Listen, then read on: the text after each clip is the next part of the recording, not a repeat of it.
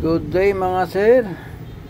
Patuloy po tayo rito sa ating ginagawang Kevlar GX3000 na ang problem nito ay wala siyang sound dahil naka-protect siya, no? May DC out ito sa bahagi rito sa side na to.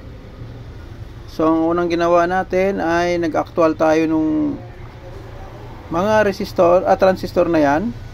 After natin i-check yung mga resistor ay mga okay lahat.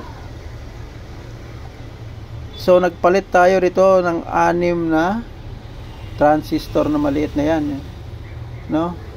So hindi pa rin siya nakuha. Nagtry tayo magpalit nitong 4. Same pa rin yung kanyang status, may DC out pa rin. Ang pinakahuli po nating nakita ay itong capacitor, which is ito siya. Ayan. Siya po ay almost shorted, no? Ito. So check natin para at least makita nyo. Yan. So naka-range tayo ng X10. Ang value nito ay 100 volts, 100 microfarad. Yan. Ayan, oh. Almost shorted na po talaga siya. Yan. So pag binaliktad natin, ganun pa din siya. So ito po yung yung ating pinalit. 100 by 160.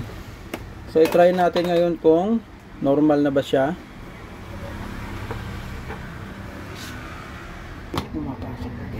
Power on natin. Okay. Then try natin kung may DC out pa ba siya. So ayan, mababa na lamang kasi hindi nakaload yata yung ating speaker.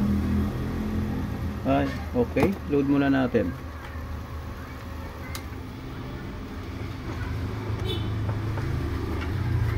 Maglalagay tayo ng sapin for safety. Then power on. Common ground tayo. Then try natin kung mayroong DC out. So wala na, oh. So meron na siyang almost 0.4. So pwede na yan. Ibig sabihin nag-click na yung ating relay. Try natin kung nag-0 na ba ang kabila. Ayan, yung kabila niya ay 38 volts. Kabila ay ibig sabihin nag-trigger on na yung relay natin. Okay, sound check na lang tayo. Ibig sabihin ibabalik ko natin yung mga yung mga pyesa nya. Ito pa yung iba, oh. Babalik natin. Kasi yung sira lang talaga niya ay yung capacitor na yon. Okay? So pagkabalik natin itong mga pyesa ay sa-sound check natin. Game. Okay, ito na. Naikabit na natin yung mga pyesa niya. Naibalik na natin yung mga pyesa.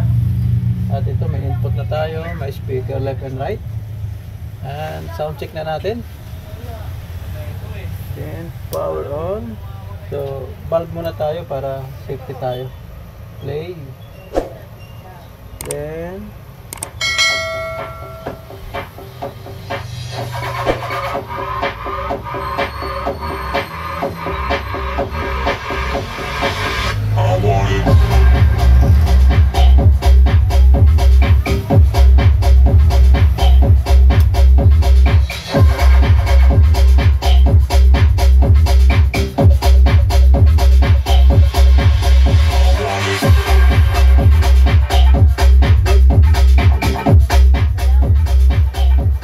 try natin yung mic.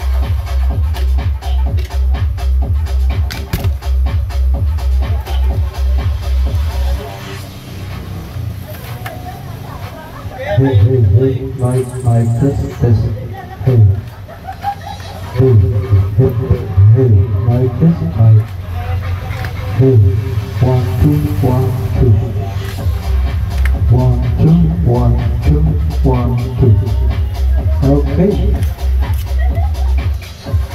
Good na siya. So yung ating nakitang sira po ay itong capacitor na to na almost shorted, no? Medyo nahirapan tayong tukoyin ito. Thanks for watching guys, and don't forget to follow.